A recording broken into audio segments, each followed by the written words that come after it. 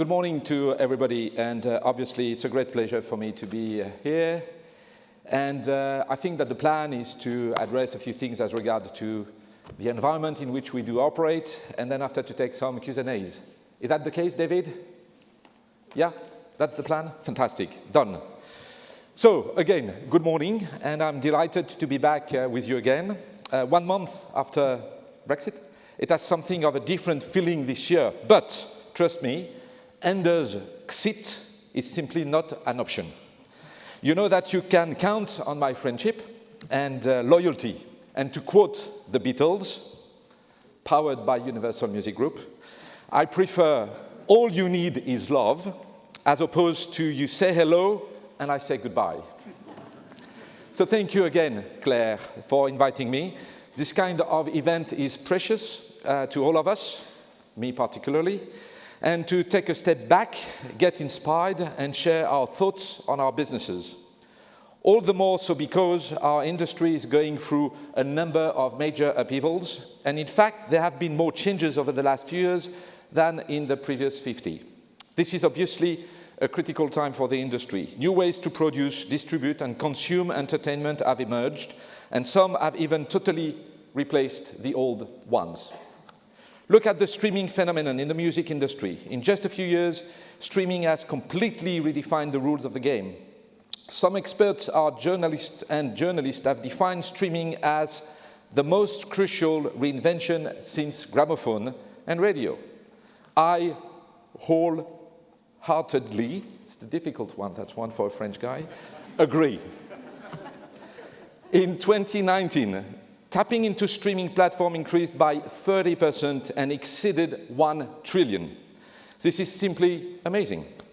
And it will continue to develop. Today, Vivendi will issue a report on Generation Z and entertainment.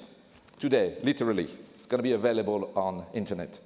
Nearly half of Gen Z, meaning young people born between the years 2000 and 2012, stream music at least once a day versus 35% for the previous generation, called Generation Y. Can't wait for Generation Alpha, which I've been told is the next one. And what an incredible growth and booster it has been, driven by streaming and particularly streaming by subscription. Recorded music reached $19.1 billion in 2018. The undisputed leader of the record music industry, I'm happy to say and to report, is Universal Music Group, one of our Vivendi entities, which has made a significant contribution to the market's transformation under the leadership of Sir Lucian Grange. As Lucian stated recently, 2019 was an astonishing year for Universal Music Group, which had an artist at the top of each of the 5 biggest platforms: Amazon Music, Apple Music, Deezer, Spotify, and YouTube Music. And for each platform, a different artist, respectively, Taylor Swift, Billie Eilish, J Balvin, Post Malone, and Daddy Yankee. And music is not the only example. Streaming and OTT are also reshaping the video games, films, and series sectors. The new world we are living in is a world of platforms with new business models in which producers and consumers can interact with each other. If I try to sum up this new world in only one word, I would say, to quote the Beatles again, we're talking about a revolution. Nothing more than this, and both in its original Copernican and meaning and its political one.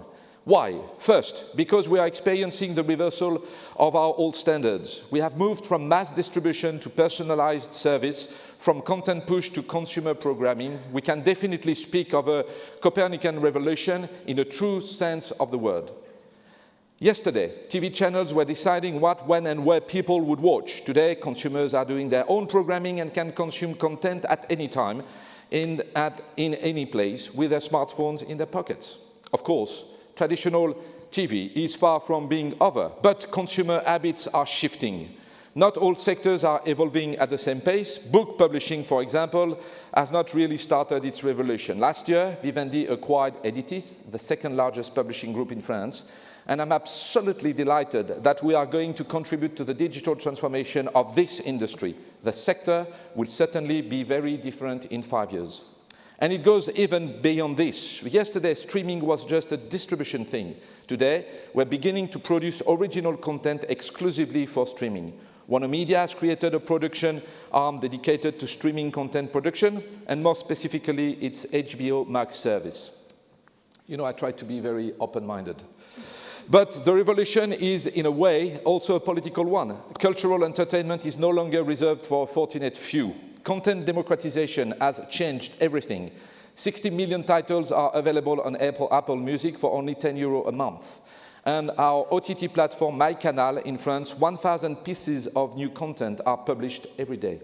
In every part of the world, people have access to massive libraries of content, which is great for both consumer and artists.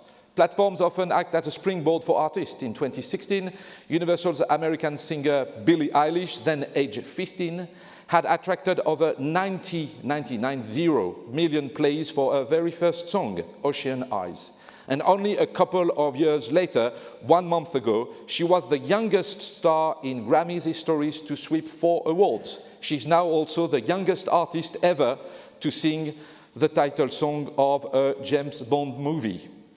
Next November, unfortunately. And shall I say that Billie Eilish is a Universal Music Group artist? Vivendi is passionate about democratizing cultural entertainment in all its form. As you will see in this short video, we are fortunate to cover almost all segments of cultural entertainment. Well, thank you. Music powered by Taylor Swift. Who is? Thank you. Over the past year, I shared with you our ambition to become a European world-class champion in content, media, and communication. 2019 marks an important milestone in this ambition. On a like-for-like basis, our 2019 organic growth, revenues, and EBITDA grew respectively by 5.6% and 10.8%. This is our best achievement since 2015, the year we repositioned Vivendi in content and media. As Vivendi's CEO, I can tell you that I feel very lucky to be leading this journey with all our teams around the world. I find it extremely exciting to work in the entertainment industry in this digital age. We are living a period of full of opportunities. But as always, opportunities come along with challenges. I've mentioned streaming a lot, and it comes as no surprise that we talked of a streaming war. All players want to go there. Everyone is producing content. We live in an era of profusion, with 40,000 music titles available every day around the world and several lives worth of entertainment accessible on our screens every day. How can we emerge? How can we differentiate? How can we win? In other terms, how do we navigate in the stream change? I can see 4 levers for success in this new world. First and foremost, and it may seem obvious, people, people, and people. No one can succeed in this creative industry without the best talent. Our first imperative is to detect, attract, and retain talented artists, singers, authors, film directors. They are the key to our long-term performance. The IFPI's annual report on the music sector in 2019 revealed that Universal Music Group had 8 of the top 10 best-selling artists, and 6 of our Editis authors were in the top 10 in France last year. Each of our entities is obsessed with creating the condition for this talent to flourish. Second levers, content that matters. Just to mirror the comment made by Sophie a few minutes ago. If you have hundreds of videos that look alike, are of poor quality, or bring nothing to your life, why would you watch? We need to create and distribute content that matters. This is, for example, the philosophy of our platform, Dailymotion, that trusted home for premium video content. Third lever, we need to offer seamless experiences. Frontiers are blurring. People want to find everything they are looking for in one place. This principle drove the design of MyCanal, our over-the-top platform, which offers subscribers all the content they love, film series, sports, and audiobooks with all in one place. The different segments of entertainment will more and more be mixed for greater experiences. Maybe you heard of the surprise performance by Marshmello, a Universal Music artist, in the game Fortnite. More than 10 million people watched this virtual concert. This kind of transversal initiative is imperative. And fourth lever, we have to offer ultra-personalized and ultra-specialized content. That's why at Universal Music Group, our data scientists and data analysts profile our users in real time to provide them with targeted response. Yes, indeed, this is a critical time for our industry. I can't end my speech without saying that for all industries, this is also a critical time for companies. And I'm, of course, speaking of ESG. Here also, the revolution is underway. Financial performance is no longer the only criterion for success. Companies have a role to play in tackling the urgent environmental and social issues the world is facing. That means reducing their negative impact, and Vivendi is doing its part. For example, the Canal+ miniseries L'Effondrement is raising awareness on climate change while trying to be exemplary by following eco-responsible practices during the shooting. It also means striving to make a positive contribution to the planet and benefit to all the stakeholders via our core businesses and all our initiatives.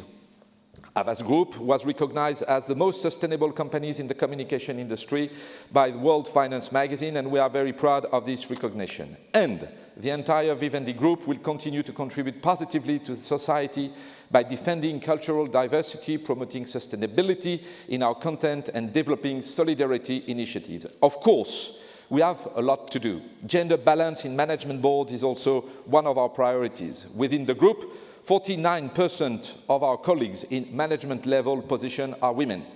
The presence of women in our entities' executive committees is increasing, and they are among the most recognized talents in their industries. Jody Gerson, Universal Music Publishing CEO, was named Executive of the Year 2020 by Billboard. Anna Marsh, formerly Managing Director of Studio Canal here in the UK, was appointed CEO of Studio Canal globally last December. And I've also appointed a woman, Michelle Benbunan, to become the CEO of Editis. We are determined to move and to move fast. On a more personal note, I am convinced of the wonderful opportunity to ensure that women take their rightful place in society for a more brilliant and performing world. Only the most advanced company in these fields will be able to recruit and retain the best talent and experience sustainable growth. And to finish with the Beatles, to achieve all these ambitious goals, we will be working 8 days a week. Thank you. I've got two other personal comments. Number one, we're talking about industrial plan for Vivendi, etc. And as you have seen, I've mentioned this wonderful group called the Beatles. So I've got a gift for Claire, which is an amazing anniversary issue of vinyl disc of the Beatles Abbey Road studio from the Beatles. Very good. You should have it. I will. Yeah. Not finished. Not finished. No, Claire. This is a fantastic film, 8 days a week, with all the very unique content, Beatles, okay? And I like books. So you will have a fantastic Les Beatles, Quatre garçons dans le siècle, amazing story about the Beatles. Well, talk about media neutral industrial vision for the industry. This is what we talk about. Last but not least, I know that just after me, there is a very, very important man on stage during the panel. He is the managing director of Arsenal. So as a season ticket holder, I'm asking him just to get the Gunners back on stage at a kind of a European Champions League. So please, thank you.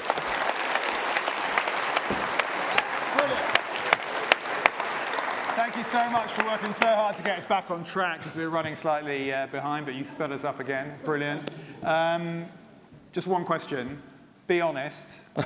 When you're back in Paris, what are you all thinking about Brexit? What are the opportunities for global French business such as yours, given Brexit? Well, I think that thinking about in our business about France is a nonsense, because I think we should be thinking about global. And I made the point last year that, well, I was not very fond of Brexit, but I mean, things are what they are. And now, you know, in France, when you organize a meeting, you've got the people, they take a decision, and then after, when they leave the room, they're just talking to each other, say, are we really sure we took the right decision, etc. The good thing when I was living in London and running a UK-based operation is, A, I made great friends, obviously. I love London. I feel part of myself belonging to the UK. The good thing about the behavior is that you organize a meeting here in London, you got the team, you agreed to disagree, you got the decision, and even the people who were not very fan about the decision you have taken, when they get out from the boardroom, they say, and they make the very best to make the decision right. So talking to your question, I just hope that the decision that has been taken by British people, at the end of the day, by end of this year, is going to be positive and create something of a soft Brexit, so-called soft Brexit, which is very important for me because France, in Europe as it is, the Europe as it is without the UK, we've got to find a way really to be stronger together. And in cultural and entertainment industry, you know, it's much more difficult today to attract talented people here in London. We've got all our operations gathered in St. Pancras Square. Our Universal Music Group, for instance, operation is led by an amazing man called David Joseph. We've got Havas Group, which is Chris Hurst, and so on and so forth. We've got more than 5,000 people here in London. We need to make sure that at the end of this year, there's going to be clarity and we'll be able to get talented people in London, well received in London, and to create the kind of a momentum that hopefully will never end. So I can't think about France on its own right. I want to think about France in the context of Europe, a Europe that is going to be very strong with the UK in another form. Let's make it right. And you own the Beatles now. The Beatles are now French. Fantastic. Thank you very much, Arnaud. Thank you.